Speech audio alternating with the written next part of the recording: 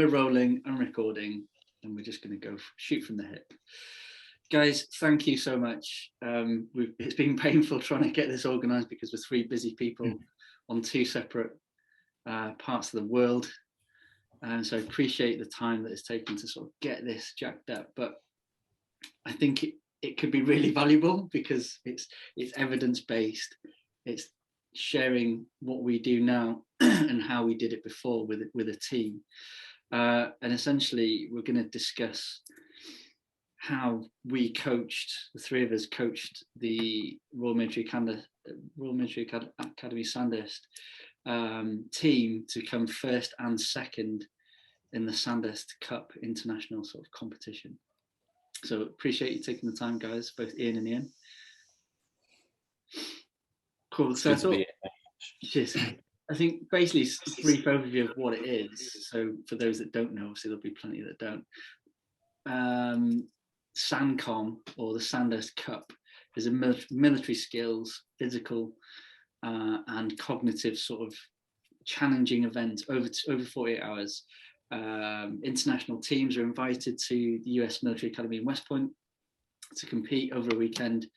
Like I say, getting absolutely thrashed physically, having to do cognitively challenging tasks along the way, and sort of throwing military skills in the mix. So the competition is open to sort of international teams. America put a big chunk of their sort of military teams in their Navy, Air Force, Army. I don't think there was any Marines. The British are there, Canadians, some Middle East teams, Chile, and that's all I can think of off the top of my head. So it's a massive international competition. And basically what I wanted to do for us to sort of look back, it was many years ago now, but we managed to take a collection of individuals of 100, I think 110 or whatever it was at the initial start, applied to get a plane ticket to go to West Point, to then whittle that down to two teams of 9 individuals with a couple of reserves each, that ended up winning and coming second place. So I don't know who wants to sort of start us off on the journey, but over to you guys to sort of kick it off, I think. Yeah, I'll jump in here then. So yeah, it was I can't believe it's been 10 years. So yeah, no, 11 years. It's 11 years this year. Right? So yeah, so it was definitely an interesting experience, and definitely a really good example of some really good planning, but a lot of learning on the way. I think we all, the three of us, definitely worked very well together in trying to formulate, first of all, who we wanted to select. But I think the key of the whole thing was really what set it up was the reconnaissance that we conducted in the first place, because that enabled us to get some eyes on what's expected, what our goals were that we need to achieve. And then between us, I think we did a really good job of skinning that cat and trying to figure out what we needed to do. But it was, it was something else. It was actually, for me, I actually turned it down. I didn't want to do it initially, because when the Academy Sergeant Major brought me in and he's like, "Oh, B, I want you to be the colour sergeant for the Sandhurst Cup," I was like, yeah, I don't really want to do that. I'm not really too keen on that, because the last guy who didn't do well, and I think it kind of ruined his career, I think. So yeah. So I didn't want to go down that line. Not that I'm not being putting my neck on the line or anything. It's always, I think, always pushing yourself out there is definitely a good thing to do. But at that stage of my career, I wasn't really, that wasn't really what I wanted to do. But then I got voluntold and told I had to do it. And then I obviously relished the challenge. And then for me personally, it was a fantastic experience. And I learned a lot from it, which I still use today in my job that I do. Mm-hmm. Yeah, cool, mate. It's a good point. There always is a lot of pressure. It's obviously a continuing thing. It's our time is done, but everyone that does it every single year, there's so much pressure from internal to the organisation. Obviously, it's named after our academy. You know, the sword is the one that we gave the Americans to create this sort of military skills competition. So yeah, there's a lot of pressure around it, and we hadn't done very well for the preceding years. We haven't won it in about 2 or 3 years. So yeah, there's a lot of pressure internally there. I think for me, I'll jump in now for a quick 2 minutes, I guess. I know you said that about the recce was so important, and you know, but actually, let's go back a little bit further. So we all went on the recce, but we didn't know each other that well. I didn't know you two that well. So I think what got us across the line initially around how we achieved first and second was around the culture that we had to get established within ourselves first. And once we had that, that bit of respect, that rapport amongst us, then that brought some fun. And when you have a bit of fun, once you build the rapport, I think that certainly helped us have a dynamic within us three.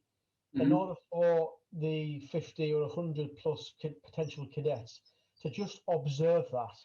And when they see the culture that we had, it was like, I want to be part of that. And I think the conditions that we set as a leadership team certainly had a great foundation for bringing the rest on board. But because they could have easily turned it down and said, you know what, not interested. Those three don't get on. Therefore, I don't want to be part of that. And we're very fortunate that Ian's a funny guy, and we're like You're right, mate. Do you know what? I hadn't thought about that, and it is, and again that adds that level of complexity. I think again, there's three strangers. Okay, we'll work in the same organisation at that time, but we're all from different organisations, thrown into the mix for the 2-3 years that we're there, brought together for this one unifying purpose of, don't mess up, we need to win this or your career's over. But yeah, absolutely. I hadn't even thought about that. It's a good point, mate. I think that's actually key in the way, that's part of the thing that I learned too. And I think, in the military, culture is a huge thing anyway. There's a lot of expectation. Yeah. You have to be professional.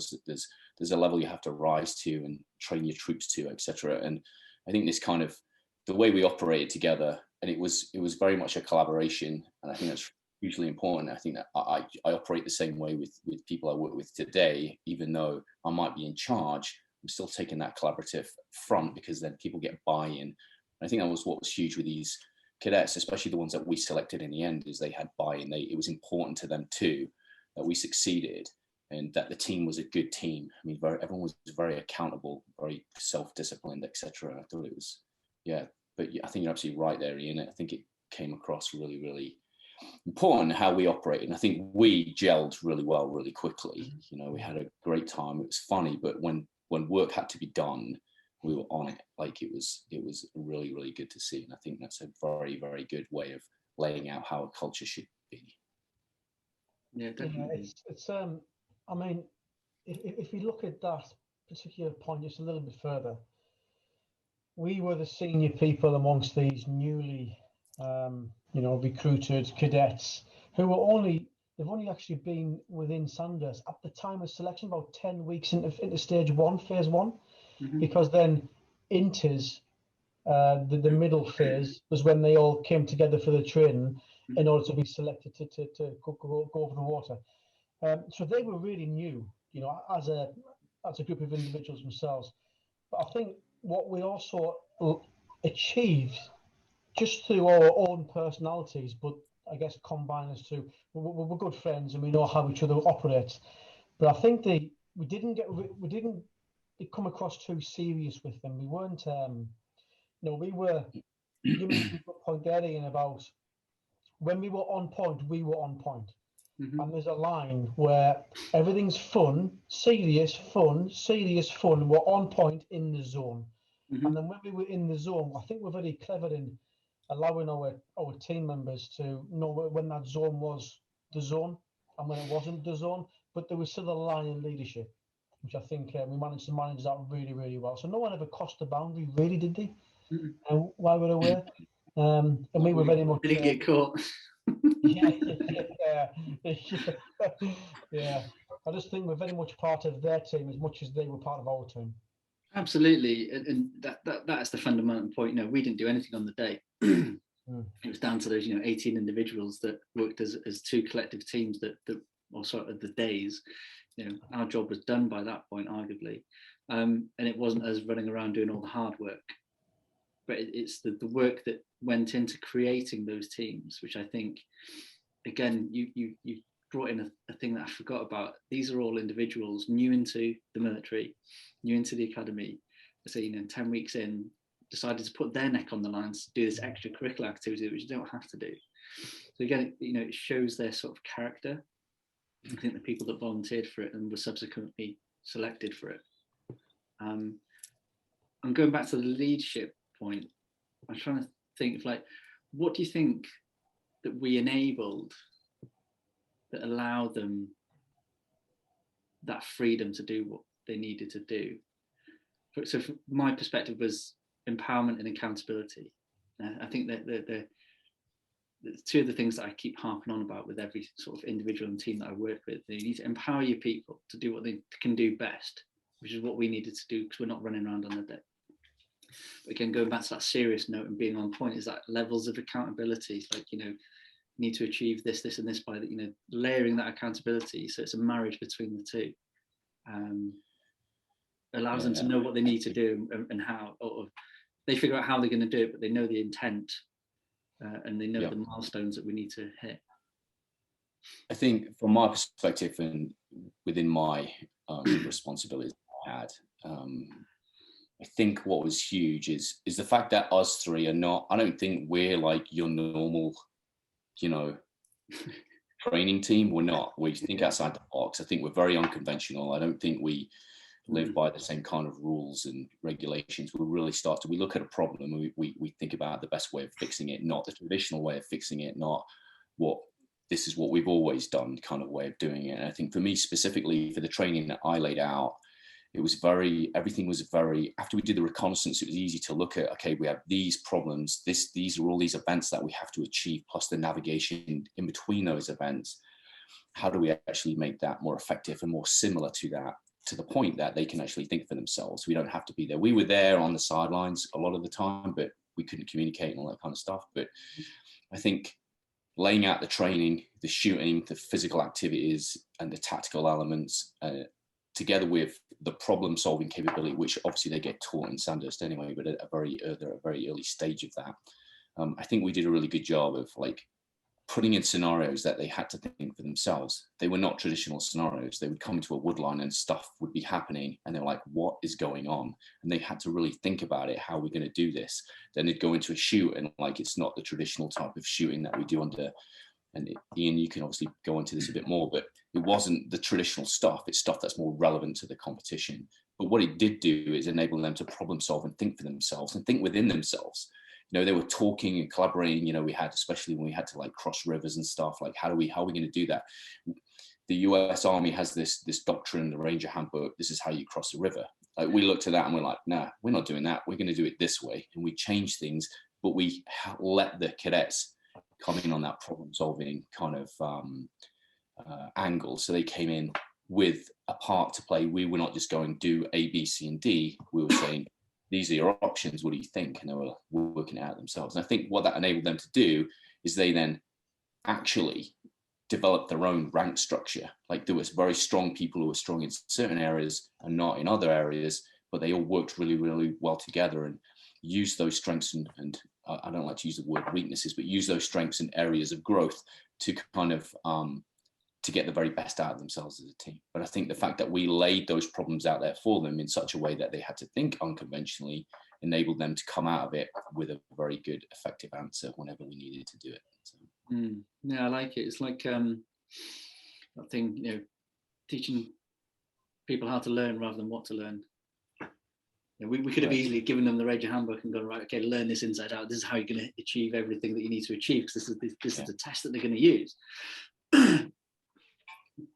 Serves no purpose if they change the test when you get there. So it's like, oh, cheers, well, I've learned A, I don't know B through Z, so I'm screwed. I think what I really, I can resonate a lot with that, Ian. I think it's really key, though. I think a few things like the empowerment. I think it's the ownership, and you are now, as a group of people, here is a task in front of you. How are you going to do it? Here's the rules. How are you going to do it? And it wasn't a tell situation with us as part of the SLT. It was very much these the problem. What do you think? Take 10 minutes to think about it. Come up with a plan. let's give it a go. And what we allowed them to do in that point was take the ownership of thinking how they're going to succeed, but also allow them to fail. And every time they went over an obstacle, they'd done a marksmanship test, they'd done some physical activity, whatever it was. They would look at a lot of the observations and learnings, and actually they probably failed a lot, but that was okay, because from the failure became a moment of realism and a moment of how can I better myself, how can I better the team. And so allowing them to fail in a safe environment, I think, was pretty key for them to succeed the way they succeeded. And just one there, you mentioned the marksmanship in particular, because as we know, Ash was the legend around the physical activity. You were the guru in the SME around the tactical element. I guess my role was around the marksmanship. And let's just recall about on day, so the event was over 2 days, wasn't it? On day one was the marksmanship, and then day two was the navigation, the fitness, the obstacle courses, the command task, the first aid, the chemical, CBRN, as the military term is. But actually, we understood that on day one, if you ended up 50 teams, if you were 25 and below, there wasn't enough capacity on day two to catch up to win the competition. So the pressure of the team was very much around, I've got to come top 25. And I don't think they focused their mind on coming first and second in the shooting. As long as it came, in our mind, top 15, allowed them to compete on day two. And the reason I say I wasn't so focused around them coming first and second on the marksmanship is because we have to be realistic in where they were in training. They hadn't even passed the annual combat test, the marksmanship test for, in fact, they may have just passed it before they deployed over the water. So it was very much just stick to the basics, get the basics right, and then from top 25, you get the basics right. Be composed, be in the moment, get in the zone. And I think we came, top of my head, please correct me, 13th and 15th on the marksmanship after day one. But that, as a collective unit for the mission that we were on, was actually, that's good. Because now on day two, with the extra skill sets and where we knew where we'd excel, the foundation was set for them to go and thrive and succeed. So getting back to basics, taking ownership, and being okay failing on that journey before the competition started was okay. I like that, mate. And I like that allowing to fail rapidly as well, because we had 14 weeks, if that, to condense this training pipeline into probably about 12 with the week either side missing from the first and last week. So yeah, that's from the selecting the 100 down to trainable amount of people to then whittle it down over that period. So it's condensed, fail fast and learn fast. Which and it seemed to it worked. Obviously, the proof is in the pudding in this environment. That's cool. I think for us as a training team as well, when they did fail, is we were not, like, I think generally, and not always, it depends where you are, but failing is not a good thing in the military's eyes generally, so actually having the ability to go, okay, you failed, okay, what are you going to do? Reassess, do another estimate, move forward. It's always with this learning growth kind of mindset. I think that was really key, because then they kind of like, okay, I really learned from that. This is what I'm going to do next time, and make those changes. And I think that was really, really important. That definitely gave them that ownership that you talk about, Ian. So yeah, I think that was definitely something we got right, I think. And yeah, I agree, mate. And I think it probably was going against the culture at the time. This was 2010, wasn't it? Yeah. The military now is far different. The new failure campaign that they're pushing out in media, it is promoting that. But we were promoting this 10 years ago, and we're actively doing it because we needed to. We needed them to learn from doing. That transformational learning. They needed to do it really quick. So again, I think it goes down to the coaches realizing that that's what needed to happen, which wasn't in line with traditional learning and development within the military at that time, or the academy at that time. Yeah, it's a really, I think, valid, important point. And also one thing I just want to mention to add in there is celebrating the small wins. Rather than achieve at the very end. It was actually yesterday when we did this event, we did it in 2 minutes and 25, but actually now we did it in 2 minutes and 15. Therefore, let's celebrate on that. What do we learn from that? How do we gain so much time? So celebrating the small wins certainly helped us continue that drive and push together. I think it's really important. Rather than focus on the end goal, we were celebrating on the way through. Yeah, I think that was a critical element. I think was staying in the moment and just focusing on what's happening now. And like we said, when they failed, we're like, don't worry about that. That's done. Let's move forward. We can't control that. We can control now. Don't worry too much about the future. That's so far ahead. It just creates, anxiety or mission paralysis or command paralysis or whatever you want to call it. And so, yeah, definitely staying in the moment was a huge thing. I think the fact that we were pushing them to think outside the box and being bold. They were repetitively going outside of their comfort zone, especially in a lot of the training, because they were coming across scenarios that we would set up quite deviously sometimes. So they really had to think like, holy crap. And it actually made the competition easier because we knew that going into the competition, they would be faced with certain tasks and certain things that we didn't know what the scenarios were going to be, but we had a rough idea.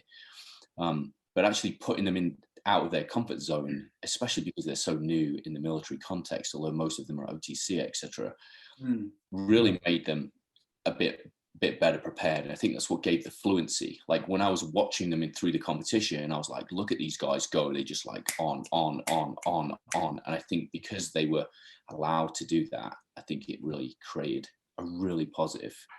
It also affected the culture massively, and just the way they operated. It was just a very smooth team. I'm just writing a few things down here because you're triggering off loads of little things. It's fantastic. It's amazing. It's amazing, mate. There's things like I cannot think of a time during the whole period of the beat-up training, the deployment, and even coming back when either of us were not there for any one of them at any time. We were approachable for absolutely anybody. I cannot recall any of the cadets, as they were known at the time, not talking to any one of us about anything. And I think as a leader, in trying to create that culture, you've got to be approachable. And the final one I wrote down there is that I kind of got the feeling as we were progressing through our training and really bring them to the next, well, they were bringing themselves to the next level. I got to a stage where they didn't want to let us down. And because they didn't want to let us down as the trainer, because we were really kind to them, we were good to them, we were approachable. Because you had that rapport with them, it also gave them a sense of, wow, I want to dig out blind here because they really helped us and looked after us and supported us. Therefore, let's get something back. So from a leadership perspective, how kind you are to your people, you're going to give 10 folds back. I think that's what they certainly do. I mean, coming first and second is just unreal. Absolutely unreal. It's amazing.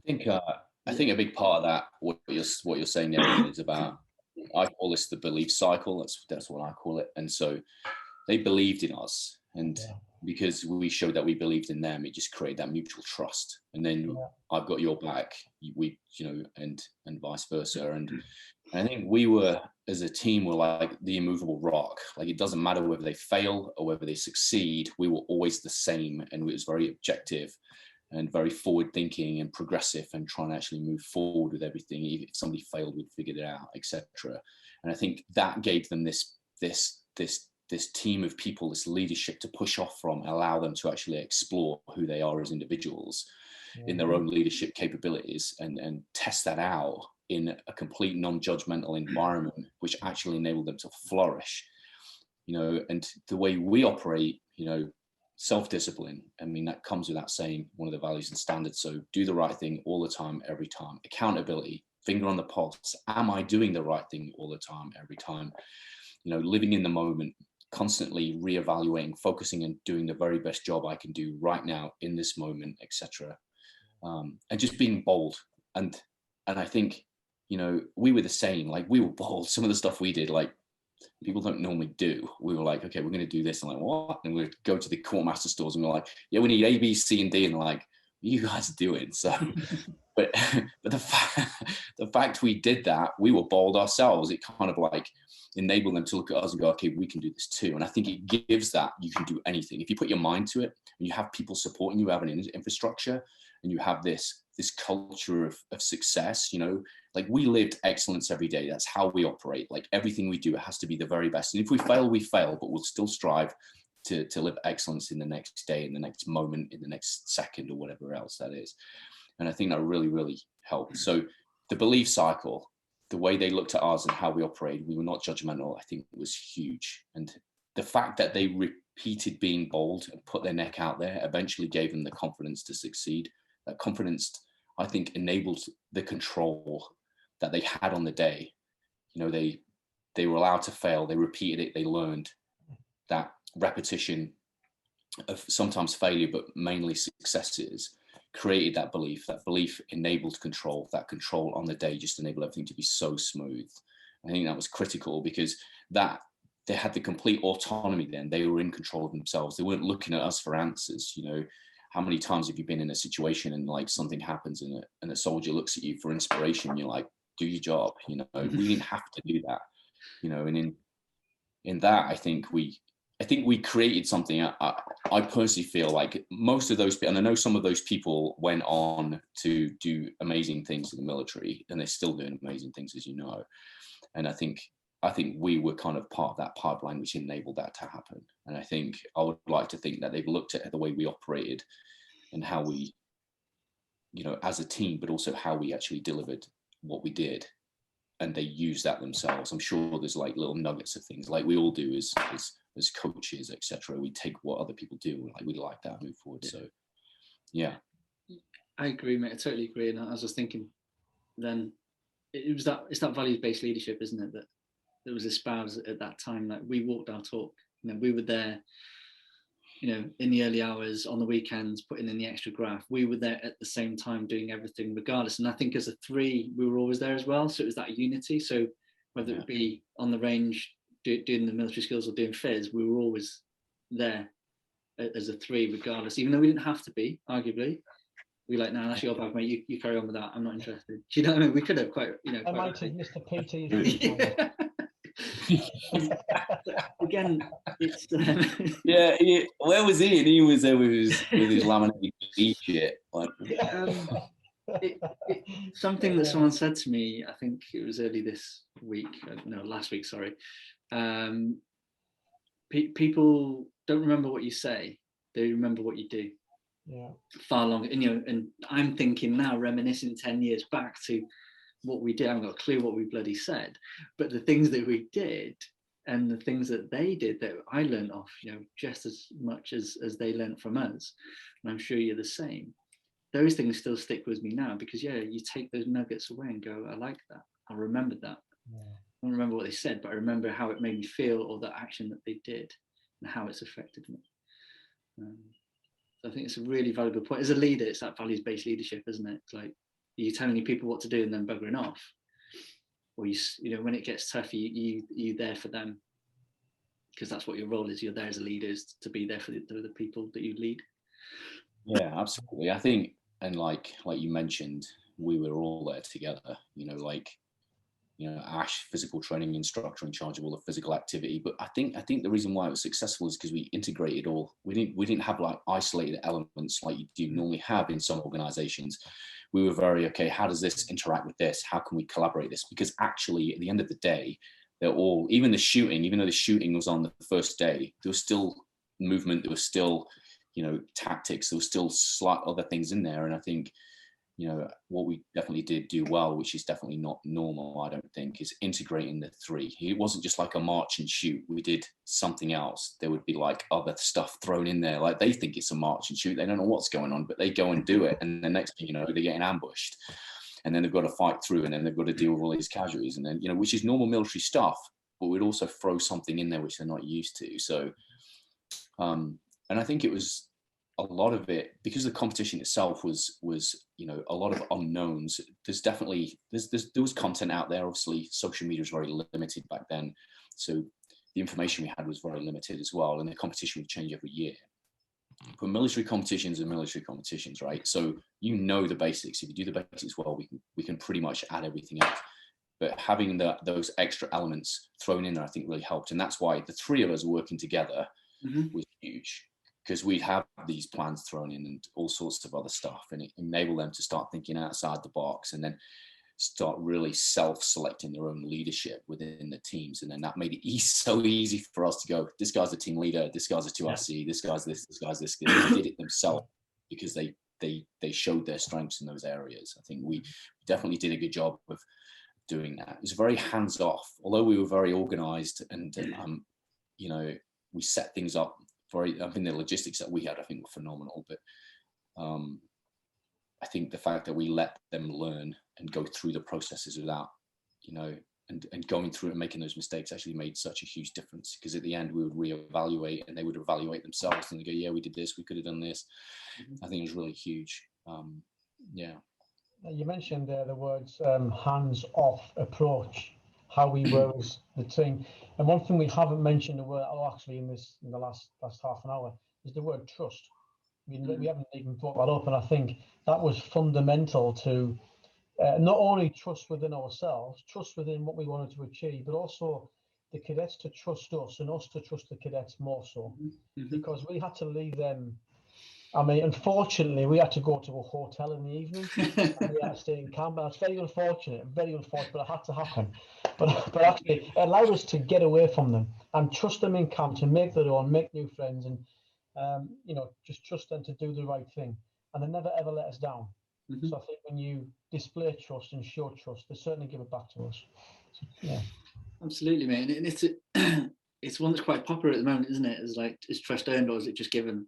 And then you know, I'm very much now in the I give trust and you do with that what you wish. And I think looking back, it's probably how I've always been anyway, as a person, as an individual, as Ash. I think that can be quite powerful. Again, you know, they haven't had to earn it. We've just given this trust, and then you prove to us whether you can retain it or not. And if not, then you can't come, because we just, you know, we need that level of autonomous thinking and ability to act. Yeah. So the word trust. Mind you, be careful with that word trust. Be careful with trusting upfront. Very quickly, 10 seconds. Foundations built in the house about 3 years ago for the extension. And I trusted the builder, who I met like 5 minutes ago, with like $2,000 to come back and do the work. I didn't see him again. So just be careful with the word. Trusting somebody up front. Yeah, definitely.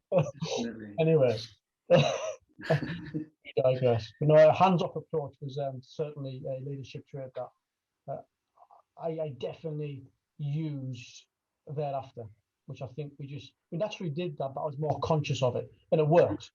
It works. So conscious of the time, just to round off, what's one thing that you've learned about yourself back then that has sort of affected what you do now, still, you know, 10, 11 years on in your professions as human performance developers that you are? I think for me, because I know Ian's thinking, I can see his mind going mad there. The cogs are turning. The cogs are turning. I think for me, it was a real understanding of everyone's different, and not everybody's like you. And for that specific reason, since we left the teams, and then we progressed ourselves on natural paths, it did make me reflect a lot about, you know, they're not all excellent at shooting. They're not all physically as fit as Ash. They're not all as, you know, awesome as Ian O'Brien. They're very much themselves, and understanding where people's strengths and weaknesses are allowed you to mold them all together to be a unit, a combined unit. So I think everyone's different, but how can you make more work well together was a big learn for me. Nice. I think for me, I mean, there's so many. I mean, there's so many you could list them all day, but I think I kind of learned to be a lot more objective.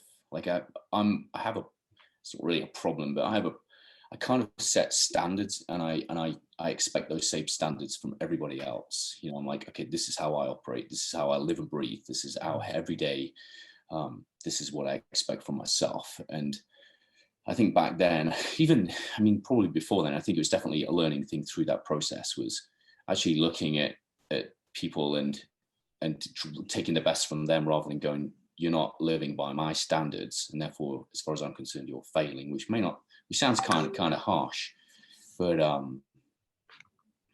yeah, that's definitely something that I've learned, is to be a bit more objective about people, to observe people for who they are, and then get the strengths and learn what their strengths and weaknesses are, learn their areas of growth, develop that, and not be so critical about achieving what I think they could possibly achieve. Everyone's got a different performance ceiling. Everyone is different, and getting the best out of people doesn't always mean they have to be like you. Like you have to look at them and get what's best, and the way they operate, rather than what you do as a person. I think for me that's huge. I don't know if that makes sense, but generally be objective. Don't be critical. Do not judge everybody by yourself and what you do and how you think and how you operate. Like if I'm Bruce Lee flipping out of bed at 4:30 in the morning and running around doing a ton of stuff, and you're still in bed till 7:30, I'm not going to judge you, as long as you perform at the same level at the end of the day. Nice. For the record, I don't get out of bed at 4:30 in the morning. It's 4 o'clock. It's actually 4 o'clock. Fair one. That's good points, and I appreciate you sharing that with me, guys. I'm conscious of the time. I really appreciate you taking the time to go through this. It's like a little trip down memory lane. Awesome. I wish that we could do some more working together, collaborating. I can't get it word up. Collaborating as we move into sort of our professional lives as we grow. So I think it would be amazing to replicate what we've done for that teams in that time. It's an amazing feat, and I hadn't even thought about it until Ian Milton mentioned it after our last conversation, that we'd actually done quite something substantial there. Yeah. So thank you very much for your time. Thank you both. Nice seeing you. Thank you both. Good to see you guys.